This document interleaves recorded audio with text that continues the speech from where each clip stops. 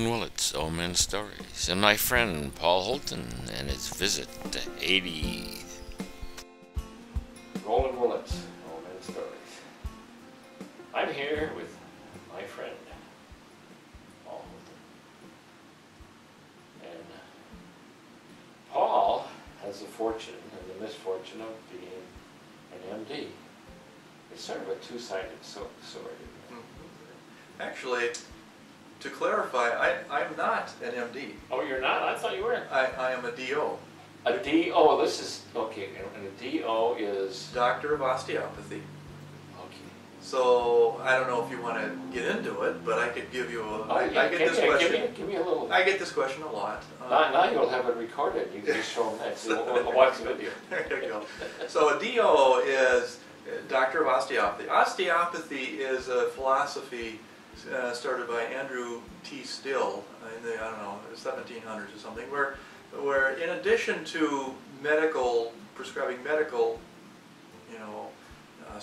medications, it also had a more holistic approach. They utilized a lot more chiropractic, and they saw the advantages of doing some manipulation and massage for treating illnesses and diseases. And in addition, as an adjunct for the typical medications and surgery and all the other things. So it's the same schooling. I went through 4 years of college at St. Olaf, and then I went through 4 years of osteopathic medical school after I graduated from college. And so then after 4 years of the osteopathic medical school, where we learn, in addition to the same things that medical doctors learn, we also took courses on manipulation, on chiropractic stuff. And then after the 4 years of medical school, I did a 1 year rotating internship, and then 3 years. This is all in Chicago. This is all in Chicago Osteopathic Medical School, or hospital, I should say. So 1 year of rotating internship, and then 3 years of internal medicine residency. So it's the same education process, but in addition, I learned more musculoskeletal, hands-on, techniques. So it's made me more open-minded to using chiropractic and meditation and acupuncture and more adjunctive treatment options. So it's holistic health. It's a little more holistic. I don't. To be honest with you, I don't do. When I first came out, I was doing some manipulation, but I don't get time for that anymore. I'm in the business. My business tells me you can only spend 15 minutes with a patient, and boy, I tell you, it's hard to manipulate someone in 15 minutes. And then, sure. So I use a lot of chiropractors, to be honest with you. Okay. So that's just in a nutshell what the differences are. So I'm a doctor of osteopathy. Okay, and you're telling me about your journey. Yes. To Haiti. Mm-hmm. And you took this skill down there. And how did you use it in a place like Haiti? Well, I've always wanted to do a medical mission trip, and so I sent my feelers out with my cohorts at the hospital, because a lot of my cohorts were doing medical mission trips in Mexico and Central America and Haiti and other third world countries, and so an opportunity came up with Alina Hospital down in the Twin Cities.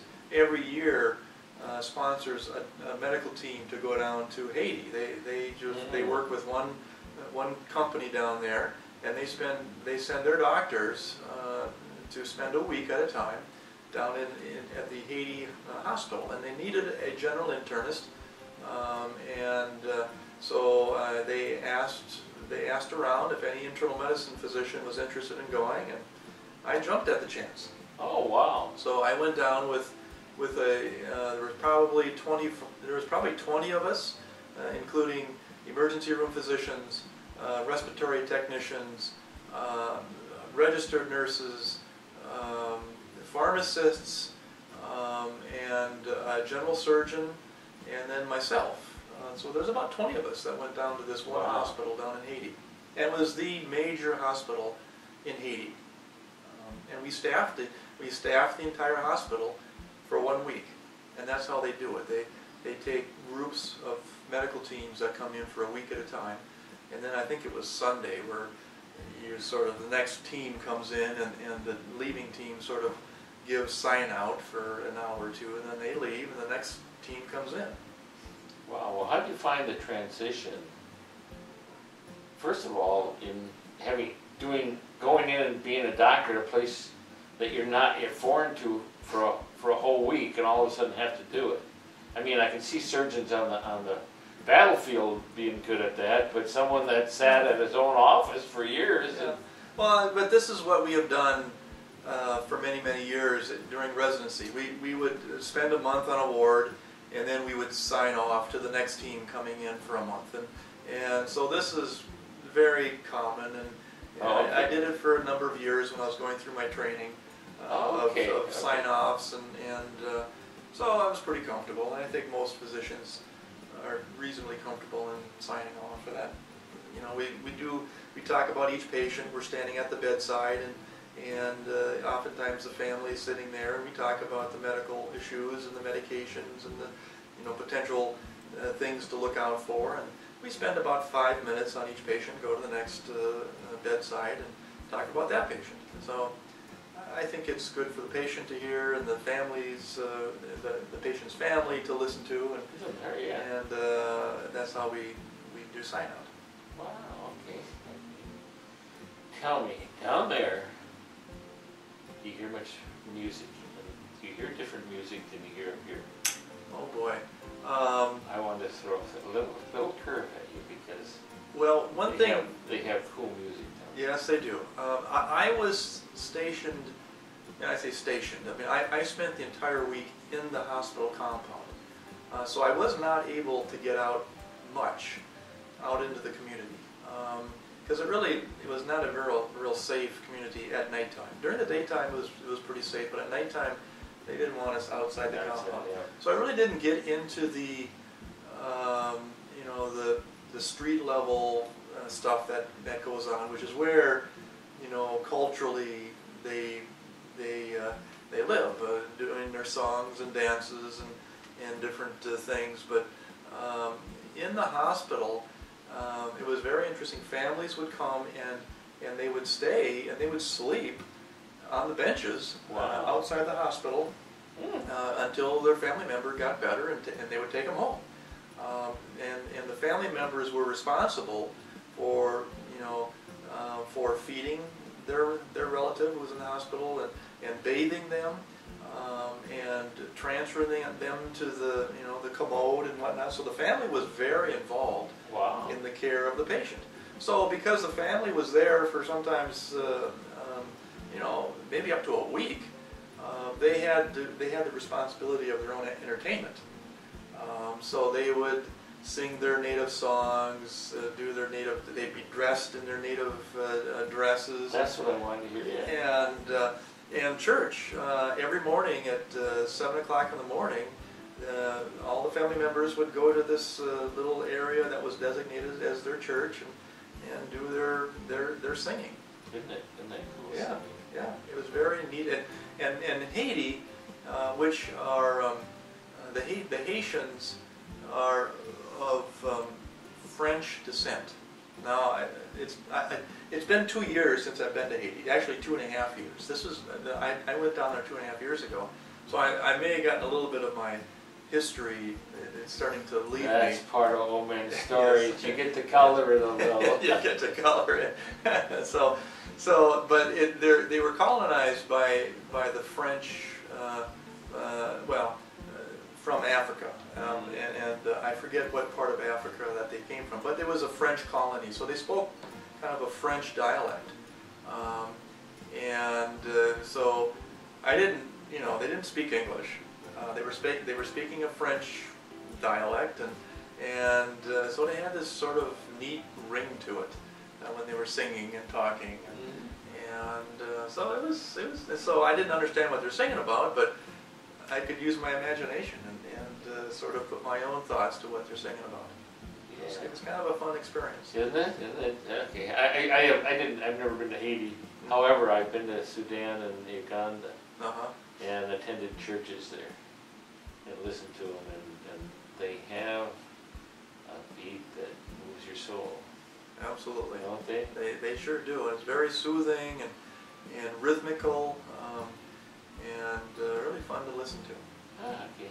Here's another question. Okay. Are the smells different there? You're asking me questions I would have never dreamed of that you would come up with. Are the smells different? Well, I don't. I mean, again, I spent 12 to 14 hours in the hospital. You're in a jungle area, though, so you should have had a different aroma coming off the. Well, I was in Port-au-Prince. So you're right in. I'm right in the city. Oh, okay. So, were the smells different? Only what was waffling up from outside the compound, the walls, because that's where they would do their cooking and they were selling their wares. And so I would be smelling what they're trying to sell, and little plantina and plantain. But nothing that really bowled me over, I guess. Not that I recall. Because again, I was in the hospital quite a bit of the time. Okay, tell me this: did you hear more laughter down there than you hear here? You know, they were so grateful for what they had, even though they had hardly anything.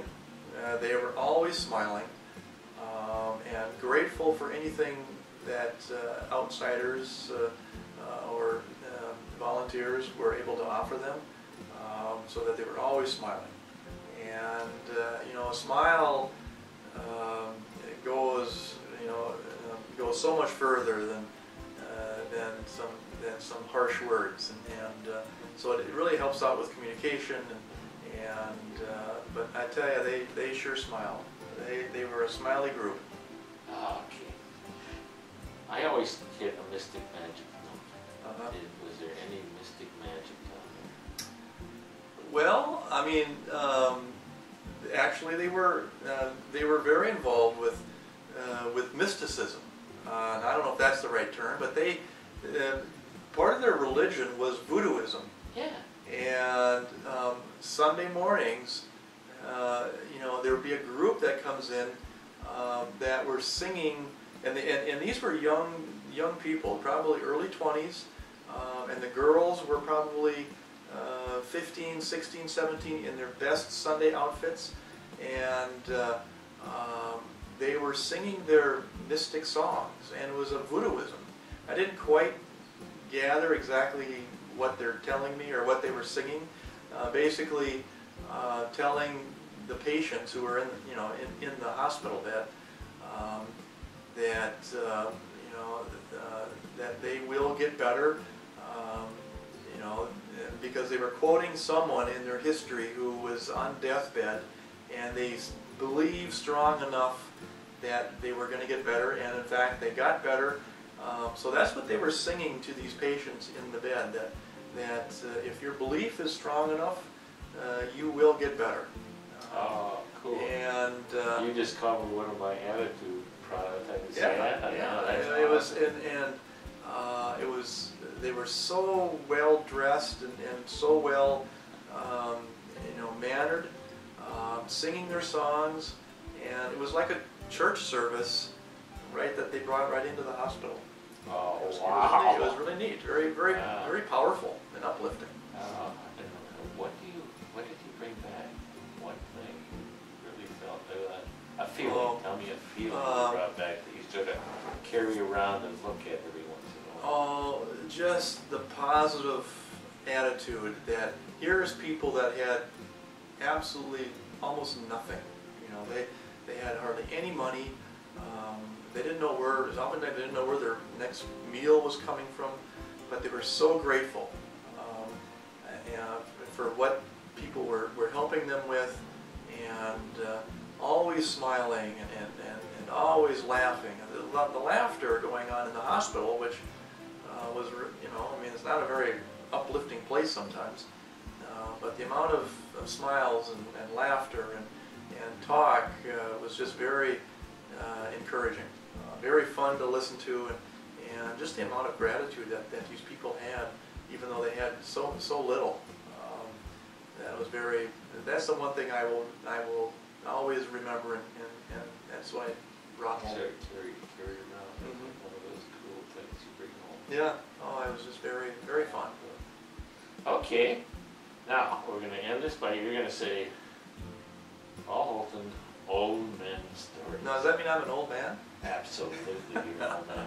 Now I talk to your kids, and I know you're an old man. Yeah, I'm sure they're the first ones to tell you. That's right. Paul Holten, old man story. Roland Willits, old man stories. Old man stories. One more day with summer neighbors and friends.